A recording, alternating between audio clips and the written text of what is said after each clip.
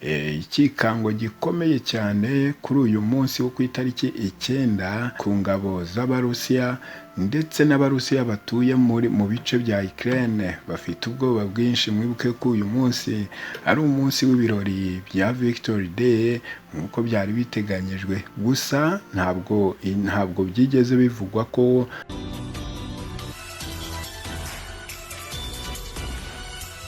ndagusuhuje nanone nguhaye ikaze kuri Rwanda Paparazzi TV, Nevere Frank nk'uko bisanzwe, ikaze kuri mwese aho tugiye kubana namwe muri aya makuru ndetse tugakomezanya kugeza tuyasoje. Nizere ko mwese mwamaze kuhagera ndetse mukaba mwiteguye ko tujyana muri aya makuru atariho ivumbi, tugenda tubagezaho umunsi ku wundi. Niba uri kwerekeza mu majyepfo, yenda ushobora kuba uri kujya mu bice bya za Musanze cyangwa se Igisenyi, aho hose ni inzira imwe ushobora kunyura muri kwerekeza za Rubavu.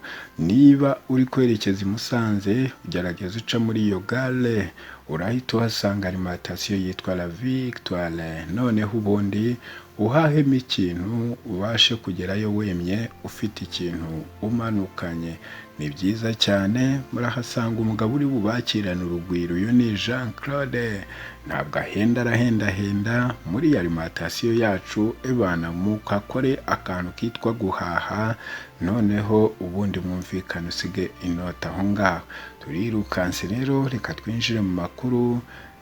Ndizere ko muri tayari ngo tugiye kwirukanka turebere hamwe ikikango gikomeye cyane kuri uyu munsi wo ku itariki 9 ku ngabo z'Abarusiya ndetse n'Abarusiya batuye mu bice bya Ukraine bafite ubwoba bwinshi. Mwibuke ko uyu munsi ari umunsi w'ibirori bya Victory Day nk'uko byari biteganyijwe, gusa ntabwo byigeze bivugwa ko ikikango kiri hano muri Ukraine gusa, ahubwo no ku mipaka itandukanye ya Ukraine n'Uburusiya hari ikikango. Uretse naho gusa na Moscow hari ikikango, ukurikije ku magambo arimo aratangazwa na Moscow.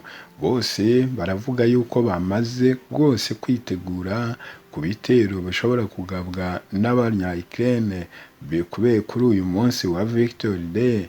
Ariko ibirori nubwo byateguwe, habaye ikintu cyitwa kurinda umutekano ukomeye cyane mu bice bitandukanye bihana imbibi n'igihugu cya Ukraine. Uhereye muri Crimea, umutekano ni wose. Bazanye amadrone arimo aragerageza kugenda hejuru ya Black Sea ku buryo bugaragarira buri muntu. Si ibyo gusa, ndetse na Belgorod naho hari ikintu cyitwa indege zikomeza kugenda mu kirere cyose hafi n'umupaka wa Ukraine. Aba bose bagamije kurinda umutekano kuri uyu munsi wa Victory Day kugira ngo hataza kugabwa ibitero bikaba hari abantu bishobora guhungabanya. Ndetse si n'ibyo gusa, noneho wagera i Moscow hari ikintu cyitwa indege banahagurukije za bomba, kubera ko iyi ngiyi Victory Day igiye gutegurwa niyo ya mbere bashobora kuba bagiriyemo ikikango gikomeye cyane Abarusiya, bagaragaza yuko umutekano wabo ushobora kuza kuba mubi mu bice bimwe na bimwe. Mu ijoro ryakeye humvikanye ijambo rya Minisitiri w'Umutekano hano mu gihugu cy'Uburusiya, arimo agerageza kuvuga ati, ndababwiza ukuri, ndashaka yuko mwitegura, ndetse ikindi cya kabiri mukabajisho, kuko isaha n'isaha dushobora kwikanga habaye ibitero bishobora kugabwa ku gihugu cyacu.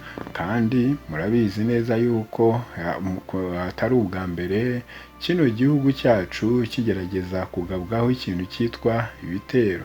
Ubwo rero namwe mube jisho, buri muntu acungane na mugenzi we, ku buryo aho ugerageza kubona igitero ugerageza gukora ibishoboka byose ugahita ubitangaza vuba na bwangu, kugira ngo buri muntu wese abe yiteguye kuza guhangana n'ibitero, cyangwa se polisi cyangwa se abasirikare n'inzego z'ubutasi z'Uburusiya nazo rwose nta kuryama bari jisho.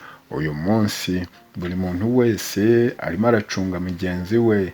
Urabona ko uko byaba bimeze kose ko nabo bahangayikishijwe cyane n'umutekano muke ushobora kuvuka ahangaha muri kino gihugu cya Ukraine. Uwiteka nakomeze akomeza guhe umugisha, nanjye ndahari 5/5. Ne me demandez pas de justifier ces actions. Mais aujourd'hui, quand on voit Mouchikouabo à la tête de l'EIF, ça prêterait pas confusion, M. Mindé. Il faut demander ça au président Macron. Nous avons appris avec une grande surprise, qu'on voulait forcer même notre administration électorale à présenter les rapports qu'il va venir présenter au Parlement, oui, à l'Organisation internationale de la francophonie. C'est ce qui a été demandé. Lorsque nous regardons celui qui est à la tête de l'Organisation internationale de la francophonie, excusez du peu, c'est Louise Mushikiwabo, qui est membre de la phalange, on va dire la plus extrémiste, pour employer une sorte d'euphémisme, la plus extrémiste du FPR rwandais. Et donc, ça, nous revenons un peu au schéma que nous avons, duquel nous sommes sortis, où on nous obligeait de présenter la liste des armes que nous voulions acheter. C'était une sorte d'embargo déguisé. Donc, on veut nous mettre sous la coupe de l'ennemi qui nous agresse. Donc, présenter notre liste à une organisation internationale de la francophonie dirigée par une phalangiste rwandaise, c'est nous amener à présenter à Kagame la liste de nos électeurs, comme lui demander de contrôler nos élections. Nous ne pouvons pas conseiller, moi comme législateur, je ne peux pas, je me refuse à conseiller au gouvernement de mon pays d'adhérer à ce schéma-là, de présenter la liste de nos électeurs ou les rapports de l'administration électorale à une organisation internationale dirigée par une phalangiste pro-Kagame. Ça, en tout cas, je ne l'accepte pas et c'est le point de vue de grande majorité d'élus au Parlement. Alors là, vous le dites, vous ne pas la décision. Vous n'avez pas la décision. C'est le gouvernement qui Et qu'est-ce que le gouvernement pense à ces sujets? Bien sûr, je parle ici pour que le gouvernement puisse inciter le gouvernement. La température. Je dis au gouvernement qu'il faut éviter cela. Ça, c'est mon rôle. Moi, je n'ai pas à décider. C'est au gouvernement à décider, mais nous nous opposons catégoriquement à ce qu'une phalangiste de Kagame puisse contrôler, ne fût-ce que de manière même symbolique, le processus électoral en République démocratique du Congo, puisque c'est notre agresseur. On ne peut pas lui donner cette possibilité-là de le faire. Mais vos déclarations... C'est comme si on faisait le jeu... Vos déclarations semblent comme si on faisait le jeu de nos agresseurs. Mais vos déclarations semblent comme des pétards mouillés. Et pourquoi vous n'allez pas directement à des faits, quitter la francophonie une fois pour toutes? Ça donnerait